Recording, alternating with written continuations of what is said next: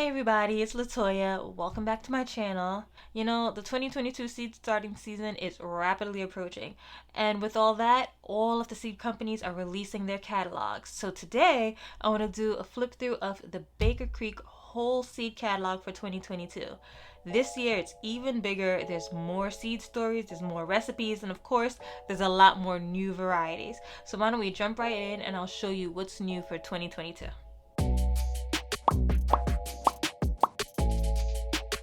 So to start out, as usual, Baker Creek always does an homage to their growers, to their seed suppliers, anyone whom they work with.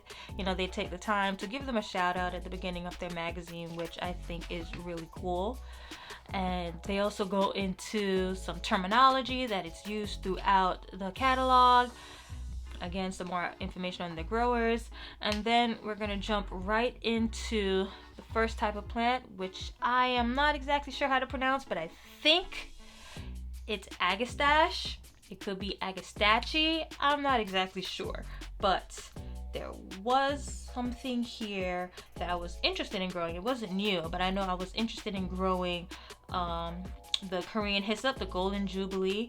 Those golden leaves supposed to have kind of like a minty scent. So I was interested in growing this. This is supposed to be a tea plant. And I was interested in growing the Navajo sunset agastache. Please correct me if I'm wrong. I'm not exactly sure. I was interested in growing this one next year. But what's new for this year is the Apache Sunset. This one right here is a new variety. Another plant flower that I am not familiar with, ageratum perhaps.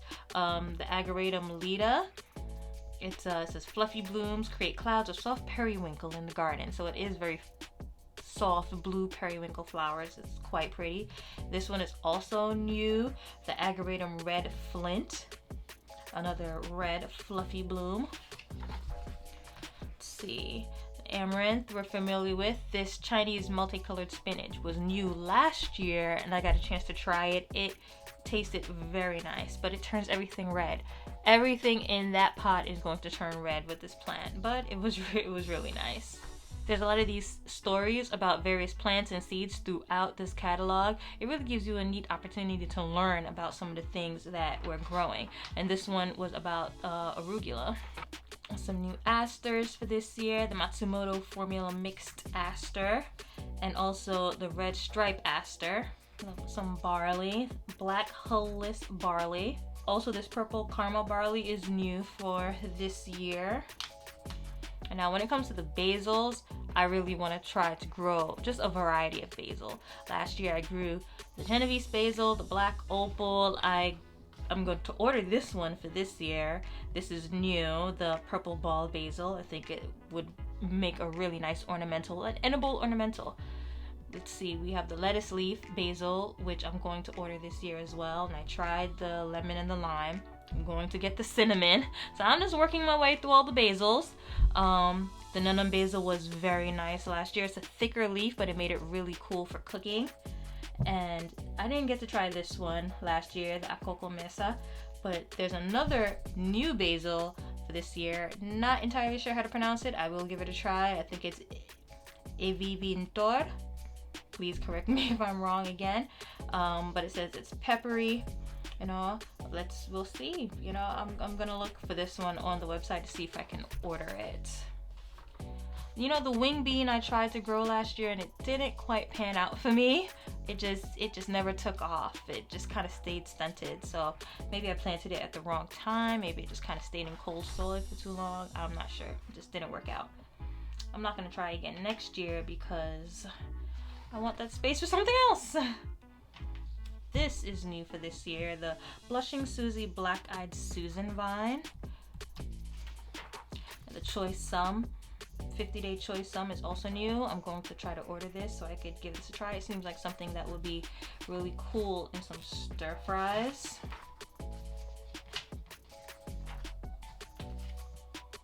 What else do we have here? A new broccoli. Correction, a broccoli rabe. Let's see if I can pronounce this. Natalina di Fasano Cima Grande, perhaps.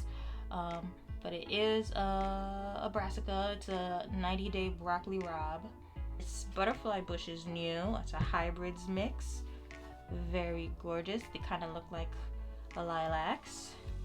We have a new calendula, the porcupine mix calendula. And this is a very gorgeous spread right here. The strawberry blonde calendula and the flashback mix. I enjoy this spread. I think they did a good job with that page. Oh, we have a new chamomile, the golden chamomile. Let's see, a new cabbage, a new Chinese cabbage. They're very long, 75 to 80 days to maturity. Says it's tender, a tender, delicious, classic old European selection. Okay, a new cabbage to try.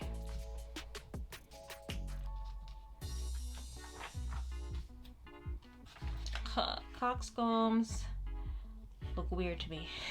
Those flowers always look strange to me. We have a new one, the kumquat celosia, and this flamingo feather celosia. I think this looks really pretty. I think I may order this and give this a shot. Flamingo feather celosia. Jessica's mix. New. We have this coreopsis, the incredible swirl coreopsis. I think their flowers are about 1 inch big. Very pretty. Okay, there's a new cowpea, the red ripper cowpea. I'm not really that familiar with cowpeas. Let's see, cucumbers. The Mexican sour gherkins, another thing that didn't really take off for me last year. Kind of sat in the ground. I think my timing was off and then it eventually just died, but I am going to try again next year. I'd really like to give them a shot. Let's see, anything new at the dahlias? This cactus mix, or cactus flowered mix I should say. This dahlia is nothing here. This Livingstone Daisy, the pastel mix Livingstone Daisy. Nice and colorful for next year. Along with this dianthus. Now, I've never seen this in person. It's called the Spooky Mix Dianthus. Their flower petals are very interesting and very just, I don't know, it looks like the tips of them got ran through a shredder. But I guess I'd have to see it in person to see how it really looks, but from here, I don't know. I can't really call it. Let's see. Oh, I know they have some new echinacea. This double-decker echinacea. I think this one is a little odd as well. It's like you take your coneflower, then you stick another coneflower on top. Yeah, that's what it looks like to me, but to each their own. This one is very pretty to me. The Paradiso Super Duper, which is also new for next year, with that green center, I think looks really nice. Okay, the Thai Green Frog Fingers eggplant. It says it's an extra sweet mini eggplant that's shaped like a little finger. So let's see, it's a 2 to 3 inch edible ornamental, and it's striped with mint and forest green. So definitely a cool one to try. I don't know. I might try it. It looks super seedy though. When I look at these pictures over here, it looks like it has a lot of seeds, but yeah, it might be something cool to try. This collared eggplant is also new. The collared eggplant. It says it's a cousin of the eggplant with densely nutritious edible leaves. Interesting. Okay, and a recipe to go along with it. Another new eggplant. Let's see, Niamat Batir eggplant. Did I pronounce that correctly? The Niamat Batir from Batir, Palestine. Oh, this one is also new. Let's see. Saitama Ao Daimaru. Let's see, from Japan. From the Saitama Prefecture. This eggplant did not do well for me last year, but I'm gonna try it again. The Melanzana Rosa di Rotonda. It did not do well for me. Gomphrena, a couple new Gomphrenas. We have a white one, a salmon one, and a atomic purple Gomphreena this year. Okay, some new lemon balm. We have a limoncello lemon balm. and a mandarina lemon balm. So you have one that I guess is more lemony. Yeah, it says this lemon balm is more strongly lemon scented than any other lemon balm variety. And now we have this one that has the smell of mandarin oranges, so that's really nifty. I think I already have lemon balm planted in a pot. Those, I think those will come back. Yeah, those should come back for me next year. So I already have some. Let's see, Gustav's lettuce. That's a butterhead type of lettuce. This I just think is very interesting. When I took a look at this, it was the first time I ever saw anything like this, number one. It's called the Amazing Celtis. No, sorry. It's called the Green Mountain Celtis. And it's like a lettuce, but in stem form. So kind of like how you grow a kohlrabi. Yeah, there's leaves on top, but you're really growing it for the bulb. It's like you're growing this for this thick stem that's supposed to taste like lettuce. So it's odd, you know. I don't know how I feel about it. It doesn't matter what I feel about it. I mean, it's there for me to try, so I don't think I'll try it this year though, but I'm gonna keep this one in mind. This one is an interesting one, I think, to try. Let's see, anything else? Miner's lettuce, Keys orange marigold, Kajari melon, not new but very popular. This one is new, the Hara Madhu. It says it's a teardrop shaped melon from India. Okay. It says with a sky high sugar brie level. So a very sweet melon. That's interesting. Another cool one to try here. Okay, the Japanese red mustard Mizuna is new for next year. It's at 25 to 45 days, so it's a very quick crop. It says a peppery mustard green that is beloved in Japan and is commonly found in gourmet salad mixes. So a very quick crop, something that you could probably direct sow and be able to get something very quickly. My moringa did well last year. It grew to about, I'd say, 2.5 inches tall. 2.5 inches, 2.5 feet tall. And then at the end of the season, I just kind of cut the whole plant back and took all the leaves to be able to put in my smoothies. Moringa is one of those things that's really good for you. I know it's good for me. I like to drink moringa tea, and it's good for my digestion. It settles my stomach. We have Komatsuna spinach mustard, which is a mustard, but it's supposed to actually have a mild flavor like spinach, which if you've ever grown or eaten mustards, you know is unusual. They're usually quite peppery. So this is interesting, and this is a cool. I think I do have the seeds for this. I didn't grow it last year. Did I? I don't remember at this point, but I'm gonna try to grow it next year. Let's see, we have some nasturtium, the rose nasturtium, very beautiful page. This one is new for next year. And also the bronze queen nicotiana, along with plenty of new okra this year as well. Now I got a chance to grow the Okinawa pink okra. It was delicious. It didn't have as much mucus on the inside, so I was able to eat it raw. I was able to saute it, just slightly saute it, and it wasn't as slimy. So if you're in the market for an okra that isn't as slimy, I would say try the pink one. It all turns green when it's cooked anyway. The heavy hitter okra, on the other hand, was kind of like your average level of slime to it. It was nice though. I still enjoyed it.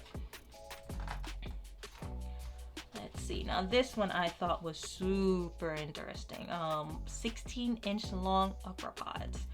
Now again, if you ever grew okra, you know you have to get them when they're max, 3, even 4 inches is kind of long. Maybe like about, I'd say anything longer than the palm of my hand is a good size for okra. 16 inches long, to me, I would normally see that and be like, okay, well, that's inedible. But supposedly this Louisiana 16-inch long pod is supposed to be good even when it gets to these, even when it gets bigger. So that's interesting. This one is new for next year. The 1010 okra. Let me see. I'm not sure how to pronounce the first word. Let's say the Kuruma 1010 okra, the famous tree okra of Ghana. And so it's green with a little tinge of red. Okay. think there was another new okra as well. Yes, the motherland okra, which is more of those short and fat pods. There was a lot of new pansies and violas. In fact, I think the whole page was new. Lots of new pansies. So this one is the, I don't know how to pronounce this, Laeta, but the tiger viola, antique viola, purple, wine, Floral Days Morning Dew viola, and then this trumpets mix. I think this one right here, this is so striking. The yellow with the black stripes is very, very striking.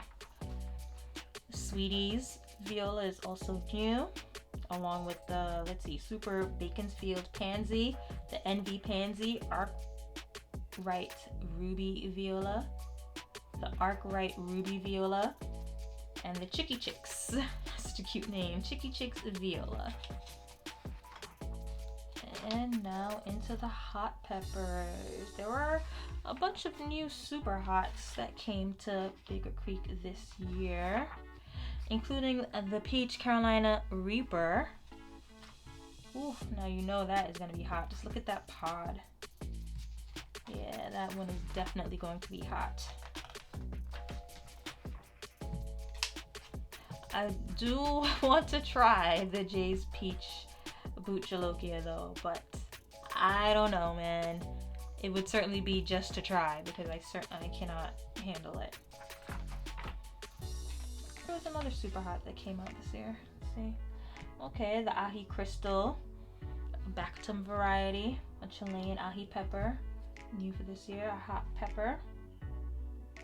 It says it could be used for pickling, hot sauce, soup, salads, and dried, and kept for seasoning. So it's kind of like an all-rounder hot pepper. The ahi habanero I was interested in trying.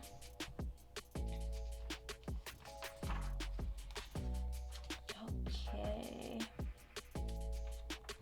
So 7 pots. Okay. The chocolate Trinidad Scorpion was new to Baker Creek for this year. Again, another super hot. And those pods are dangerous, man. And now onto the sweet peppers. I think I want to give the Lycia pepper a try. Not new, but I'm thinking of giving that a try along with the Corbaci pepper. I think I want to try growing a little bit more sweet peppers next year. I tend to grow a lot of hot peppers. Let's see, the ahi, how do you pronounce that? The ahi chachua pepper is new.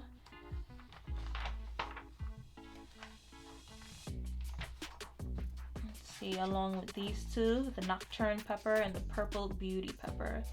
Some more of those thick wall, great for salads kind of, or great for stuffing even kind of peppers. Okay, the California poppy. The China jade radish is new for next year. Spinach like leaves, white taproot, typical radish. Okay, we have the rat's tail radish that is also new for next year. Now these, they look like beans when you look at the picture, but it is a radish and it grows, what? It says 5 to 6 inches long. So probably need some nice loose soil for that to be able to grow to its fullest potential there. We have rosemary, rudbeckia, a new rutabaga. I've never tried any rutabagas before. I've never eaten them, but the Marion rutabaga is new to Baker Creek for next year, this year, what have you. Okay, what's this? Salpoglossus. I had to look that one up, guys. So the Cafe Ole Salpoglossus, okay, is new for next year, along with the Summer Fruit Scabiosa and the Formula Mix Scabiosa. So these two are also new. This one I was really interested in trying, the Bulbaco spinach, because it's supposed to be heat tolerant. A heat tolerant spinach. And I would love to be able to get a nice spinach salad with some fresh strawberries during the summer. So I am certainly going to be ordering this to give that a try to see if it will do the job. But Zapalito de Tronco, it's a, let's see, it's a maxima type, so it's a semi-bush habit, very productive, relative squash bug resistance, and heat tolerance. I think I might give that a shot this year. A different type of squash to try.